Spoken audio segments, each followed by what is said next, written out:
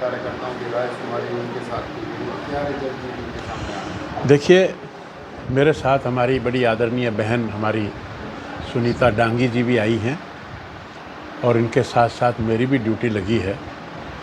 ये कार्यक्रम केवल भिवानी में नहीं है, ये कार्यक्रम इसी समय और आज ही के दिन पूरे हरियाणा में 22 के 22 जिलों में सभी विधानसभाओं का ये कार्यक्रम है। भारतीय जनता पार्टी एक राष्ट्रीय पार्टी है और सैद्धांतिक पार्टी है, कैडर बेस्ड पार्टी है, इसलिए कोई काम करती है तो उसका संगठन भी नीचे तक बना हुआ है। हमारे राष्ट्रीय अध्यक्ष भी, प्रदेश अध्यक्ष भी, जिला अध्यक्ष भी और ज़िले के बाद मंडल अध्यक्ष भी, बूथ अध्यक्ष भी और पन्ना प्रमुख तक हमारे सभी लेवल्स पर बने हुए हैं। हमारा काम कांग्रेस की तरह नहीं है कि अगर राष्ट्रीय अध्यक्ष बनना हो तो प्रधानमंत्री के घर जन्म लेना ज़रूरी है। उनके तो 10-10 साल तक प्रदेश की कार्यकारिणियाँ भी नहीं बनती, जिला अध्यक्ष भी पिछले 8-10 साल से नहीं बने हैं। तो इसी निमित्त, क्योंकि चुनाव नज़दीक हैं तो कहाँ से किस कार्यकर्ता को टिकट दी जाए, उसके बारे में हमारे छोटे से छोटे कार्यकर्ता की भी सलाह लेना आज का जो ये कार्यक्रम है इसका उद्देश्य है। इसमें हमारे पास ये 4 डब्बे हैं, आप देख रहे हैं। भिवानी में 4 विधानसभाएं हैं, भिवानी है, तुशाम है, लुहारू है और बवानी खेड़ा है। तो ऐसे हमने एक स्तर को तय किया कि मंडल कार्यकारिणी, मंडल में मोर्चों की कार्यकारिणी, इस तरह से पूर्व पार्षद और इस हलके के एमपी, सांसद और विधायक और जो भी एक सेट पैटर्न है, उस पैटर्न की हमारे पास ये लिस्टें भी बनी। जैसे वोटर लिस्ट बनती है, ऐसे 4 के 4 विधानसभाओं की हमारी ये एक किस्म से जिनकी हमने राय शुमारी करनी थी उनकी लिस्ट भी है। तो इस हिसाब से हमें ये डब्बे दिए गए हैं और हमने एक पर्ची पर 3-3 नाम वो अपनी मर्जी से लिखें, जिसको वो ये समझते हैं कि उनकी नज़र में सबसे उच्च नाम है, सबसे बढ़िया नाम है, तो उसको नंबर 1 पे लिखें, नंबर 2 पर लिखें, नंबर 3 पर लिखें। तो इस तरह से मैं 2 बजे हम लोग आ गए थे और हमने चारों विधानसभाओं के कार्यकर्ताओं से ये पर्चियों पर लिखकर उनकी राय लिखकर और ये डब्बे हम जो हैं स्टेट में जाकर मैं आज ही जमा हम करवाएंगे। तो आज का उद्देश्य राय शुमारी, आने वाले विधानसभा में चुनाव में किसको लड़वाया जाए उसके बारे में अपने छोटे से छोटे कार्यकर्ता से भी राय लेना, ये मैं समझता हूँ कि आज का उद्देश्य है। पहले 1 महीना पहले हो सकते हैं हरियाणा में?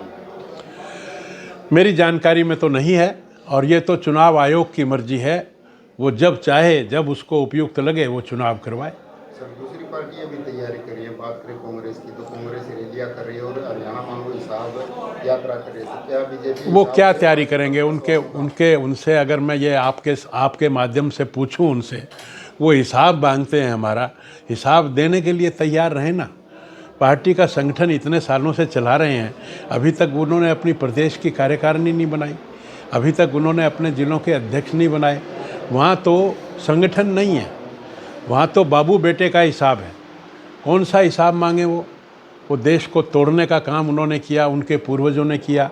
जब 1947 में देश आज़ाद हुआ, पूर्वी पाकिस्तान, पश्चिमी पाकिस्तान उन्होंने बनवाया और पीओके उन्होंने देकर और धारा 370 को लगा दिया और 1962 में चाइना को अक्सई चीन के रूप में 38,000 वर्ग किलोमीटर दे दिया।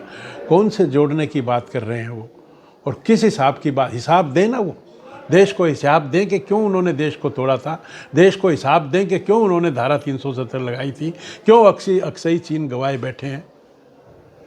और इस तरह के घोटाले, 2G घोटाला, 3G घोटाला, 4G घोटाला, 5G घोटाला, आसमान का घोटाला, पाताल का घोटाला, चारे का घोटाला, मतलब क्या घोटाला उन्होंने किस किस चीज़ का हिसाब देंगे वो? सर, अब विधानसभा चुनाव होंगे तो हरियाणा के मुद्दे उठा रहे हैं। वो कह रहे हैं कि हरियाणा बेरोजगारी में, भ्रष्टाचार, हरियाणा में ऑन रिकॉर्ड 1,20,000 नौकरियां हमने पिछले 10 सालों में दी। उन्होंने पिछले 50 साल में भी इतनी नौकरियां नहीं दी।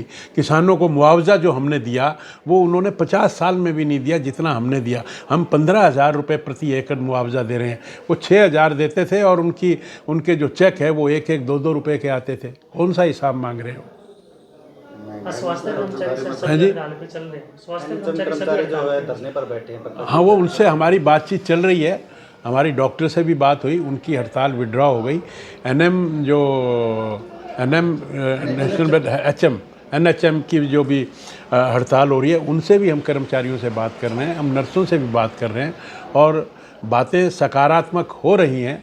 कोई भी जैसे ही एमिकेबल कोई बात होगी तो वो स्ट्राइक से वापस आ जाएंगे। मैं आपके माध्यम से भी ये बात कहता हूँ कि कई दफ़ा मांगें जायज़ होती हैं, लेकिन सरकार के पास अपनी सीमाएं भी होती हैं। सरकार के पास जो उनको बजट देना है, कई दफ़ा वो संभव नहीं होता, तो उसमें थोड़ी दिक्कत आ रही है, लेकिन हम समझते हैं कि उसको सोल्व कर लिया जाएगा। सर को हैरान कर लगे। हाँ, तो वो देख लेंगे, कोई बात नहीं, अगर गए तो। पिछले ना 10 साल से अगर हम बात करें तो पूरे हरियाणा में ये एक्सपर्ट डॉक्टर्स की कमी है, भिवानी में तो बहुत ज़्यादा है। आपका प्रश्न बड़ा अच्छा है। ये पिछले अनेक वर्षों से कमियां हैं। हमने इस कमी को मूल जड़ से समाप्त करने का फैसला लिया है। जब भारतीय जनता पार्टी की सरकार आई तो हमने इसको मूल रूप से समाप्त करने के लिए हमारे उस वक़्त के जो मुख्यमंत्री थे, उन्होंने घोषणा की कि हम हर ज़िले में मेडिकल कॉलेज बनाएंगे और आज हमारे 15 मेडिकल कॉलेज चल रहे हैं। लेकिन आपकी जानकारी के लिए मैं ये बता दूं कि एक मेडिकल कॉलेज को चालू करने के बाद और जब उससे डॉक्टर निकलता है तो उसमें 8-10 साल लगते हैं। ज़मीन लेंगे, ज़मीन लेने के बाद बिल्डिंग बनेगी, बिल्डिंग बनने के बाद वो मेडिकल कॉलेज चालू होगा, चालू होने के बाद भी 5 साल में वो MBBS करेगा, उसके बाद वो MD करेगा। तो इस तरह से 8-10 साल का जो हमने शुरू की, हमने एक मेहनत की, हमने एक रिज़ल्ट लाने के लिए जो काम किया, अब आने वाले समय में वो डॉक्टर्स उसमें से निकलने शुरू हुए हैं और हम अभी 3-4 मेडिकल कॉलेज और भी हैं, उनका भी हम उद्घाटन करने वाले हैं। तो अब जिनका उद्घाटन करने वाले हैं तो इसका रिजल्ट 5-6 साल के बाद आएगा। उनकी बिल्डिंग्स बनकर तैयार हो गई, अब MBBS में एडमिशन लेंगे। अब वो कोर्स पहला, first year, second year, third year, fourth year, fifth year, internship, तो उसका रिजल्ट तो 5-6 साल के बाद आएगा ना। तो इस तरह से हमने इन 10 सालों में 15 मेडिकल कॉलेज बनाए हैं और 15 मेडिकल कॉलेज का रिजल्ट अब आना शुरू हुआ है। तो जैसे जैसे डॉक्टर आएंगे, डॉक्टरों की कमी पूरी हो जाएगी। सर 2014 में घोषणा हुई थी, अब हालांकि बिल्डिंग बन के तैयार। देखिए, हमने आपको बताया ना कि 15 तो शुरू किए ही हैं ना हमने। अब कहीं का शुरू हो गया, कहीं का नहीं हुआ। ऐसा नहीं होता कि 22 के 22 जिलों में ही हम अभी शुरू कर दें। कुछ जगह ज़मीन ली है, कुछ जगह अलग अलग स्टेजेस पर अलग अलग अवेलेबिलिटी के ऊपर भी निर्भर करता है। तो उस दृष्टि से हम काम कर रहे हैं। सरकार में चीजें थी, वो भी आरोप लगाती कि अब जो घोषणाएं की जा रही हैं और वो निकल गई ना, वो छोड़ दिया। क्यों नहीं उन्होंने 4 साल तक कोई बात की? अब तो वो आरोप लगा रहे हैं, लेकिन क्यों नहीं उन्होंने 4 साल तक बात की? उनका क्या स्टेटस रह गया, क्या जगह रह गई? उनके 10 MLA थे, 6-7 टूटने को तैयार हैं, उनके बारे में हम क्या बोलें? उनका तो आज अस्तित्व जीरो हो गया है। मंत्री जी, ये जो बॉक्स अब लिए गए हैं, सभी की राय शुमारी आई है, कब खुलेंगे, कब ओपन? ये हम आज ही, ये ड्यूटी लगी है हमारी कि आज ही हेडक्वार्टर्स रोहतक में हमने भेजने हैं। फिर वो एक एक डब्बे को खोलकर और जो भी जानकारी लेनी है वो लेंगे। जो इस डब्बे में जिनके नाम बंद हैं, क्या उन्हीं में से होंगे? नहीं, ये कोई ज़रूरी नहीं होता है। देखिए, राय लेने का मतलब, मान लो मैं हूँ, मैं अगर आपसे ये राय लूँ कि इस कमरे में कौन सा पेंट होना चाहिए, तो कोई कहेगा लाल, कोई कहेगा हरा, कोई कहेगा सफ़ेद। अब ये कोई ज़रूरी तो नहीं कि उन 3 ने जो बताया है उन्हीं में से लगे। इनके अलावा भी बहुत सारे और भी सर्वे होते हैं। तो सब सर्वों को मिलाकर जो भी नेतृत्व पर हमें पूरा विश्वास है, जो वो फैसला करेगा वो सबको सहर्ष और सर्वमान्य होगा। सर, कुछ रोज पहले आप राजस्थान गए थे कोई क्रिया के समय में, वो सरकारी टूर उसको दिखा गया था, काफ़ी विवाद उस पर उठा। नहीं, सरकारी कोई, ये इसमें कोई कन्फ्यूज़न वाली बात नहीं है। हमारा एक कार्यकर्ता था, उसकी मदर की डेथ हुई थी, हमारे कार्यकर्ता को देखने मैं जा ही सकता हूँ, उसमें क्या बात है? ये नथिंग नॉर्मल। वो बतागा सरकार। नहीं, गलत नहीं हो। जो भी हम कार्यकर्ता से मिलते हैं, किसी से भी मिलते हैं, ये सब पब्लिक ग्रीवेंसेस का एक पार्ट है। सरकारी खर्चे पे गए थे या अपनी गाड़ी में? नहीं, सरकारी खर्चे पे गया था, सरकारी कार्यक्रम में गया था, और लोगों से मिलना भी सरकारी कार्यक्रम होता है।